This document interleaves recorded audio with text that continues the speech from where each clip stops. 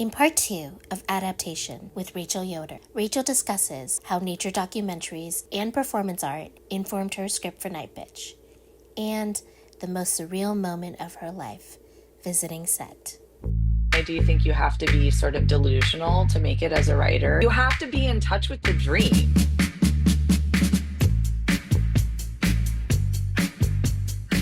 What were some of the things that you would say really helped you turn your novel into a screenplay that you felt were really valuable? Well, I first want to say adapting the novel into the screenplay will undoubtedly be the hardest thing I have ever done, as I did it during a global pandemic with my child at home.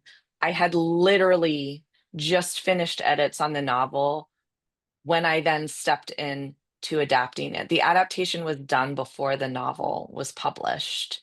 Wow. So imagine working on a novel intensely for 4 years. You close it and you open another project in which you have to take that material, which feels you're so done with. It's so used up. And you now have to translate it into a different medium and make it feel exciting and fresh. I didn't have a process.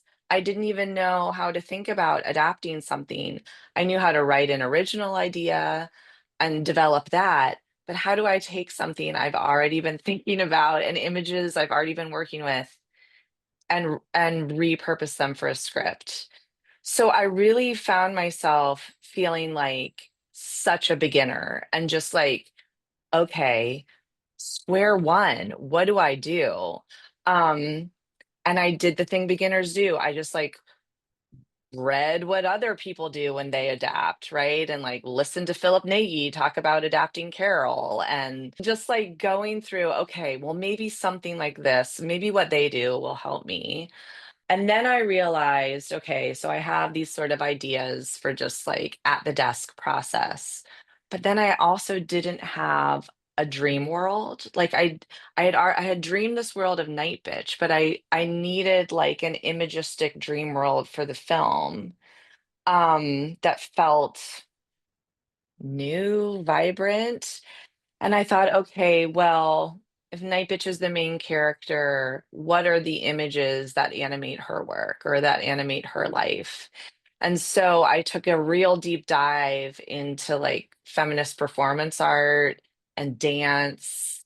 I got into like Pina Bausch. I got into Martha Rosler, Semiotics of the Kitchen from the 70s, and Carolee Schneeman and Maria Abramovich and Louise Bourgeois, like just went deep into other artists. And that's where things started taking off. I'm like, oh, okay.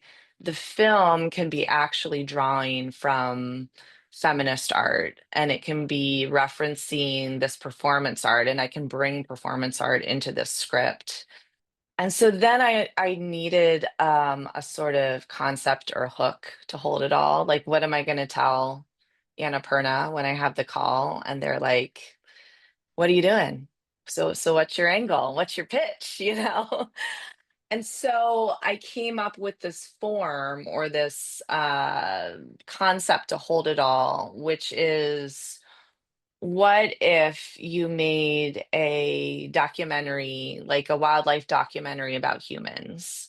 And that was sort of the kind of high concept um, premise or form for the movie.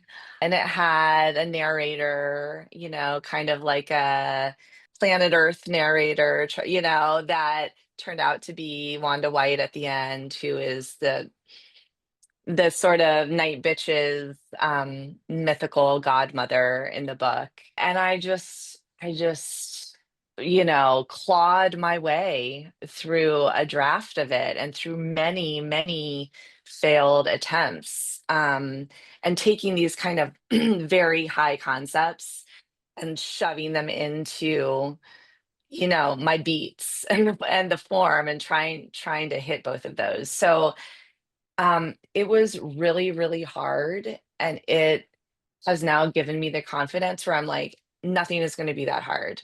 And so here we go. Let's get to work. I love that. Animal Planet for Humans content, Yeah. um, because I think the physicality is so important in your book and in the film, and especially when you're translating something to film, right? That it's like it has to be so much more physical than interior. And And it, about art, you know, like about art being able to kind of communicate our experience better than even like conventional storytelling. yeah, yeah. Why does a song make you cry, 15 seconds in, Yeah. when saying those words in a song to somebody wouldn't have that same effect?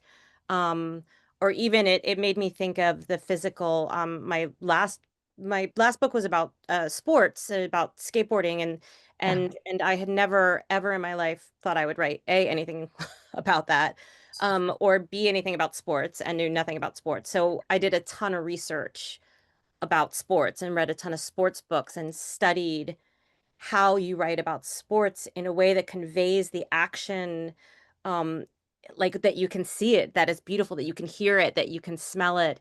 And so I just love, to me, that was the biggest learning curve. And the thing that thrilled me the most about writing it, to a large degree, was learning how to communicate physicality on the page through sound and just describing the way Mm. somebody's body moves. I feel like the queen of that is Carrie Howley, who is a writer for New York Magazine and also a screenwriter. And she wrote this amazing book called Throne, which is about MMA, and the kind of having an ecstatic experience of MMA, and just has these like gorgeous passages, right, of bodies like coiling over each other. And so, yeah, I'm with you. What are some of the ways that the script that you wrote and the script that Marielle, how do you pronounce her name? Marielle Heller. Marielle. Yeah. Um, what are like some of the main big differences in those two scripts? Well, I think Mari's vision is a much more accessible vision for the adaptation of the book, and much more narratively driven, character driven, focused on motherhood and domestic life. Um, So in every way, it's different. to be clear, I love the movie. The moments I really loved, of course, because I would love them, is when it does go sort of fairy tale or supernatural, and we kind of wander into a world adjacent to the real world. And she uses those to punctuate the movie really beautifully. Um, and those stand beside a very kind of real world, down in the trenches exploration of motherhood and marriage. You write your version of the script, and then Amy was already She was already, yeah, on the involved. project. Okay.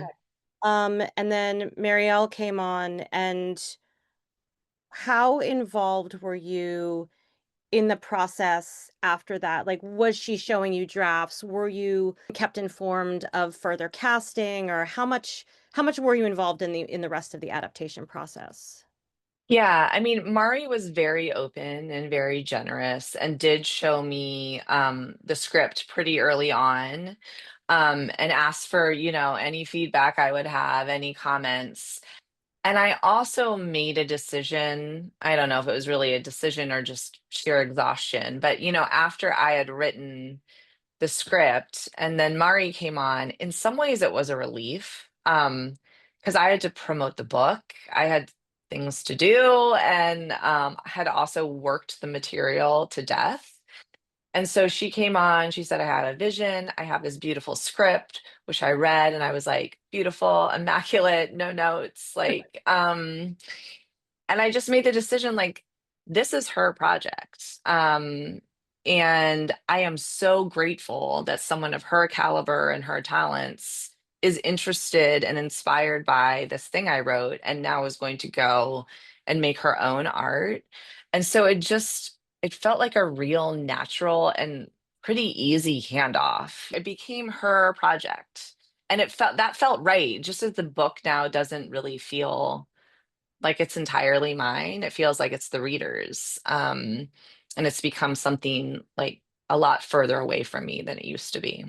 Um, Tell me about visiting set. What I mean, because it's kind of uh uh I don't know, is it autofiction? I'm not even sure like what constitutes autofiction, but Deborah, it was insane to visit set. I had a moment. So when we got there, they said, do you want to have a cameo? And I was like, yes, oh we want my to have a God. cameo. Wait, who So did you go with? Were you with your I went husband? with my husband and son, and they wanted me and my son to be in this scene. And the scene was a very autobiographical scene. So when my son was little, I used to take him downtown and we would go to this place called the Bread Market and then had this buffet of food and we would get all the food and we'd sit down, we eat outside and there are people all around. So I write that into the book. Mari takes that and puts it in the movie. So then I'm on set with my now grown-up son watching as Amy Adams pretends to be Night Bitch, who is sort of me from a real life scene.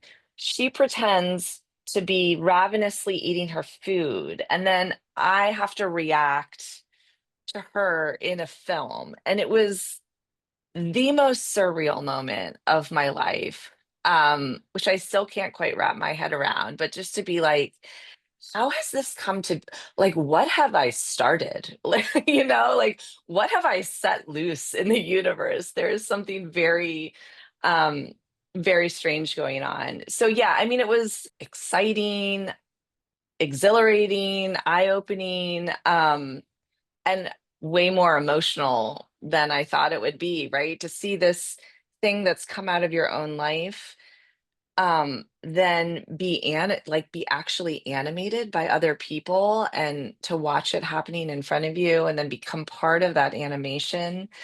um it was really intense. There's been like a lot. Night Bitch is an intense story and an intense book, and I think I mean, I like intensity. I'm also an intense person, but there's a lot of intensity that's also come in its wake. So yeah, it was wild.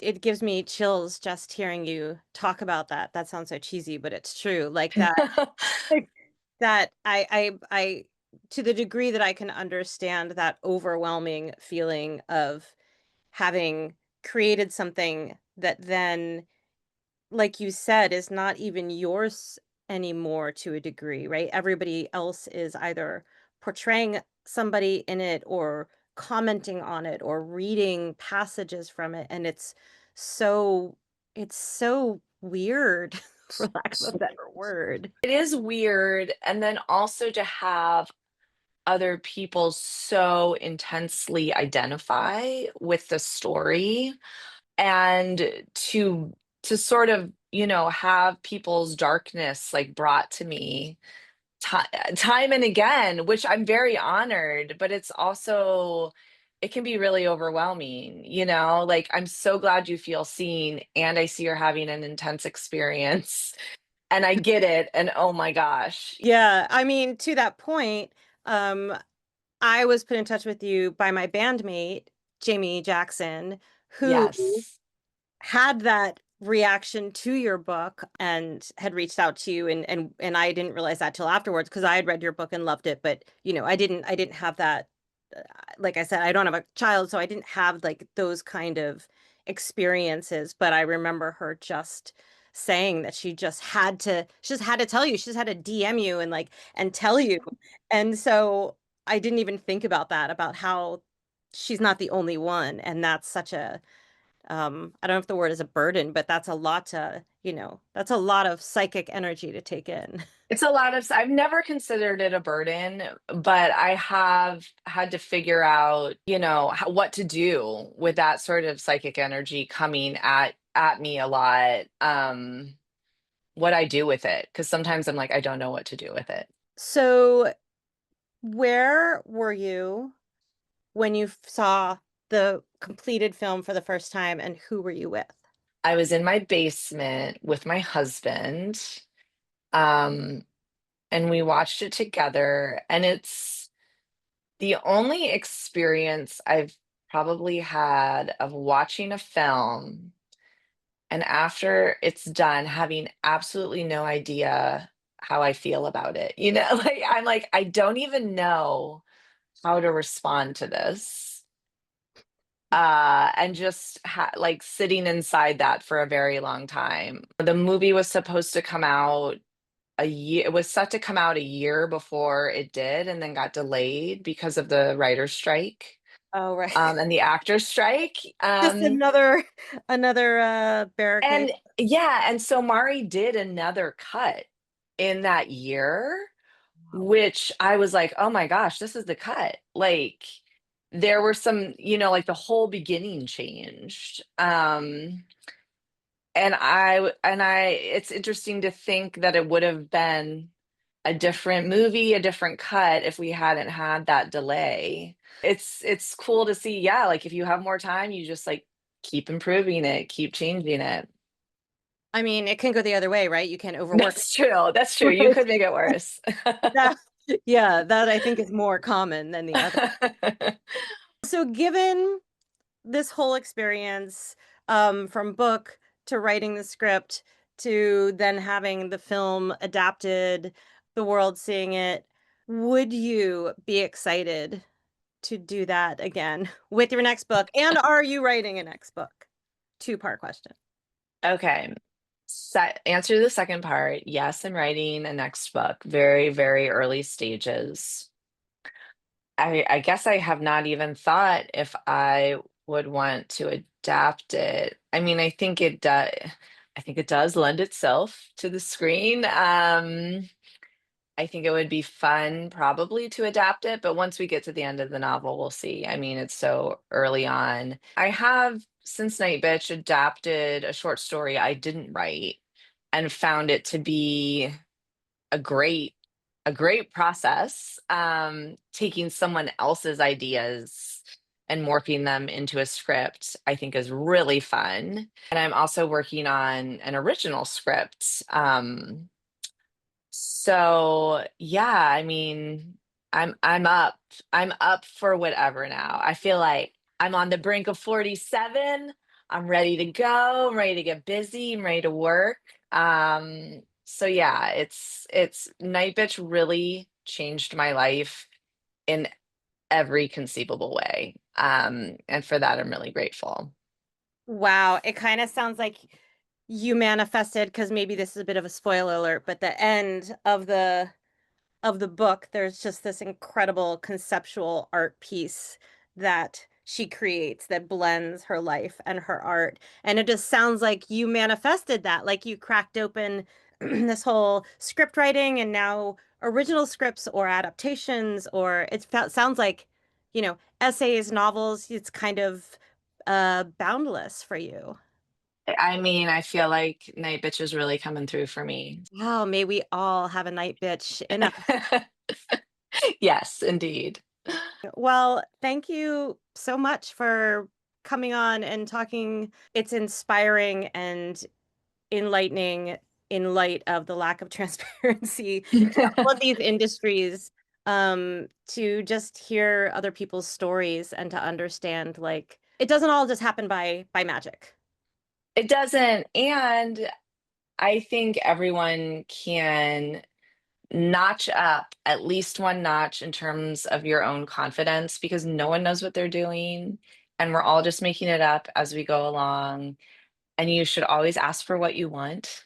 Even if it's someone says it's not standard or that's not the way things work, that's not true. No one knows how things work, especially when they're making films.